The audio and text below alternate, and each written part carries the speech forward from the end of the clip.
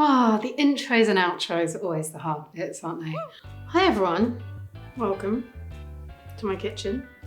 I am doing some cooking today to celebrate the launch of this guy, One Pot Pan Planet in America. It actually blows my mind that my books get to be published not just in the UK, but actually around the world. And so today I'm going to be cooking from the book, obviously. It'd be weird if I started cooking from another book. We're going to be making this, the halloumi, broccoli and chickpea tray bake. I've divided the book into kind of pot, pan, tray, so you kind of just using one vessel when you make something, which makes it easier to cook. It's less kind of work for the person who's cooking, but it's also less washing up and it's more sustainable because you're only using one heat source, one oven, one hob to cook on.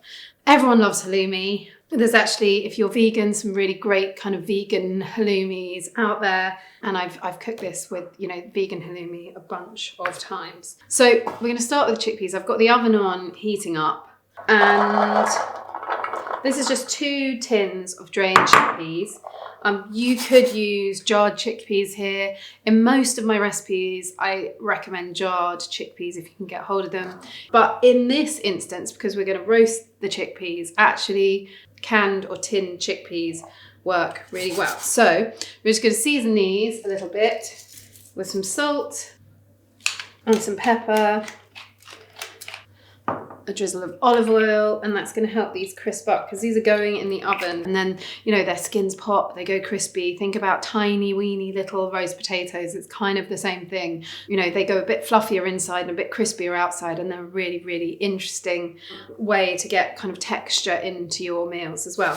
So olive oil, salt, pepper, and then if I was using an orange, I'd just use half of the zest of the orange, but with a clementine I'm just going to use all of the zest. You could of course use like lemon zest here, but I'm just trying to vary things up because I use lemon zest in almost every recipe I make. So you don't want loads of juice here because obviously in order for the chickpeas to get crispy, we want the flavour of the orange juice, but we want to drive that moisture off to get them really, really crispy. I'm actually going to go with a little bit more oil. So next we want to add some spice here, and I'm going to use Spice Blend, which I really love, and I'm probably going to pronounce badly, but I pronounce it Ras Al Hanout. I don't know if that is the correct pronunciation, but it is a really great kind of North African spice blend. I've toasted the spices and just ground them up. I've used about 2 tablespoons of cumin seeds, 2 tablespoons of coriander seeds, a heaped teaspoon of ground ginger, about the same of black peppercorns, 4 or 5 cardamom pods. I've just taken them out of the pod, some turmeric, some ground ginger, probably a teaspoon of each. And it's just such a nice kind of fragrant blend, and I love having spice blends in the cupboard because it basically means that I don't have to kind of, if I'm making a curry, if I'm making something like this, I can literally just grab a jar rather than grabbing 6 jars, which is what I've had to use to make it. So absolutely no shame in buying it. There are some brilliant blends out there. So about a heaped teaspoon of this goes onto the chickpeas, and then I'll give them a really good shake to just get them all covered in the spices. And then these go into the oven for about 10 minutes to start to crisp up. And so I'm just going to get on with the other jobs. The first thing I'm going to do is make a little kind of drizzle, tahini drizzle, I guess we would call it, to go over the top. For this, I'm going to use 3 tablespoons of tahini.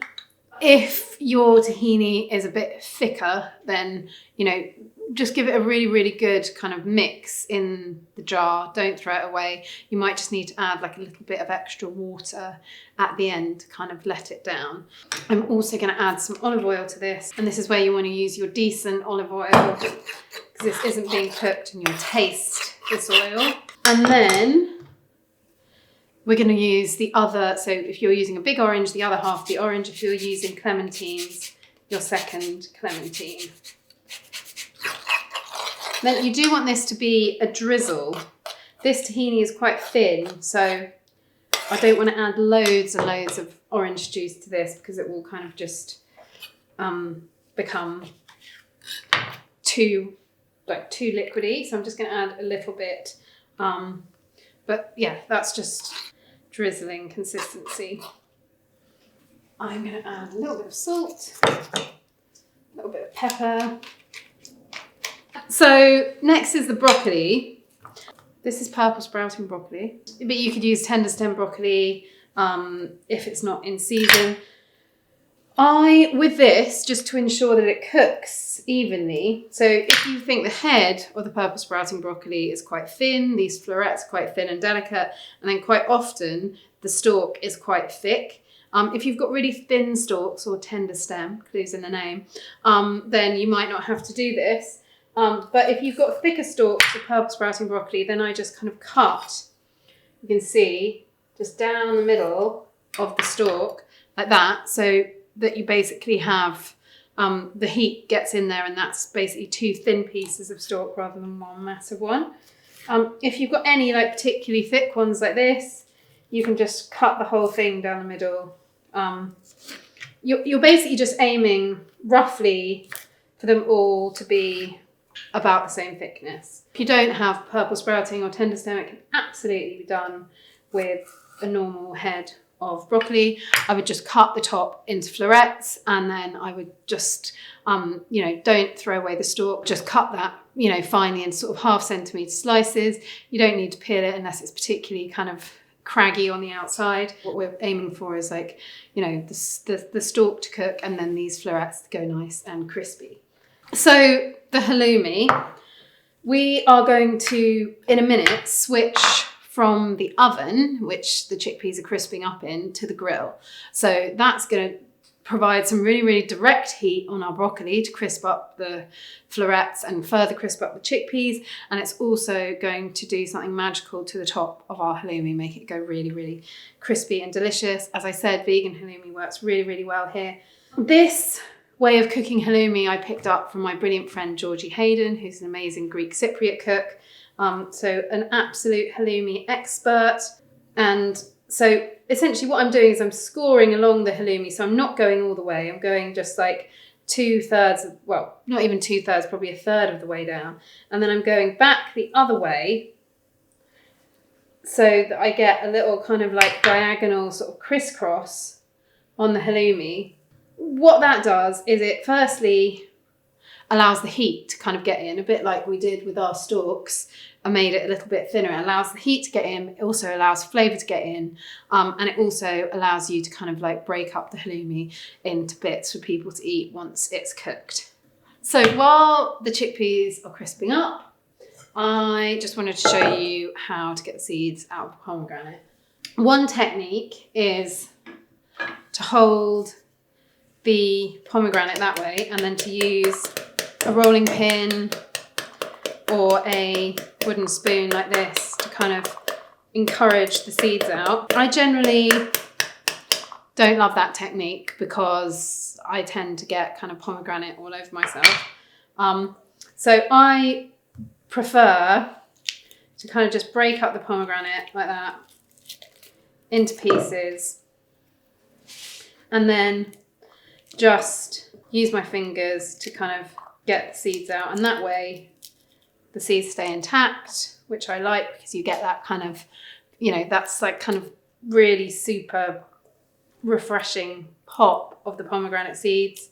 So these have had 10 minutes in the oven, like 10 or 15 minutes. You just want them to start getting crispy. You might hear a few of them beginning to pop, and that's good.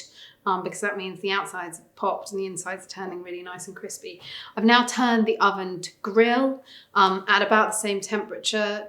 I'm going to put some broccoli spears in here. You don't want to kind of overcrowd the tray, so I'm just going to use most of those. Then I'm going to stick the halloumi right in the middle here. And these oranges or clementines that we squeezed out, I'm going to stick a couple of those in there too, and they'll kind of go crispy and golden, and we'll be able to squeeze the juice over at the end, and that will have kind of sweetened up a bit. There's room for a tiny bit more broccoli in here. I've got some pumpkin seeds for a bit of crunch, so I'm going to sprinkle those around. Don't season the halloumi because the halloumi is already a very salty cheese. So a bit of salt's going on there. I'm going to just add a little sprinkle of the spice and then a good drizzle of olive oil. So that's now going to go under the grill for about 10-15 minutes until the broccoli is tender, the stems are tender, the heads are kind of crispy, that kind of roast broccoli feeling, and the halloumi is lovely and golden.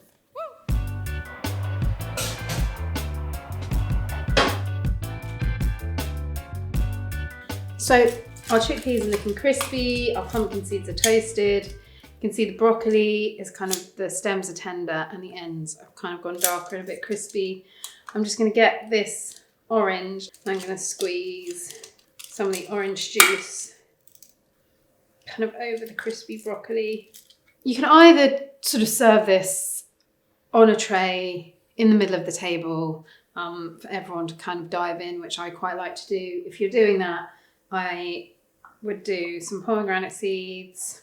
We need some honey on our halloumi. This is another trick from my gorgeous friend Georgie. It's like cheese and chutney, basically. Cheese is always good with something a little bit sweet, and the honey here just kind of brings that sweetness to counteract the intense saltiness of halloumi. And we've got some parsley, just got some flatbreads here. I literally just heated these for a minute or so on my gas hob, but if you don't have a gas hob, in a dry pan or just pop them in the oven. We're going to have some broccoli. This is kind of, if you think of this almost like as a sort of warm, wintry sort of salad bake essentially. So it's got, again, it's, you know, I really love cooking things where you've got everything you need for the meal kind of in one tray. So what I love about this is it's got your protein, the halloumi, the chickpeas, it's got some veg, it's got some freshness. We serve it with a flatbread, so it's got kind of like everything you need. I'm just gonna cut a bit of halloumi up there. We've got our little orange, we can have that on the side for a bit of squeezing. I'm gonna pop a bit more of the pomegranate seeds on and a bit more parsley. You know, the parsley is almost like a little salad really. And then I'm just gonna drizzle over some of the tahini. It's got the orange zest, olive oil in there, and that's just gonna add a little bit of richness. Right.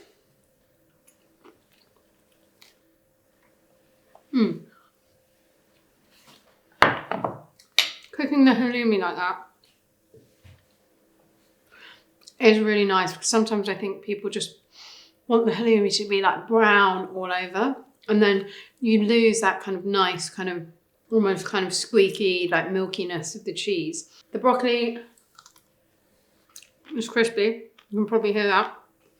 And because it's gone under the grill, those kind of delicate little florets have developed this really, really, really delicious kind of super crispy texture. So this is my halloumi, broccoli and chickpea bake. It's a one tray, super easy dinner, and it's kind of everything I want to eat, you know, in sort of wintry days. It's bright, it's got loads and loads of flavour. It's got everything you need for one complete meal in a tray. So yeah, I'm into it.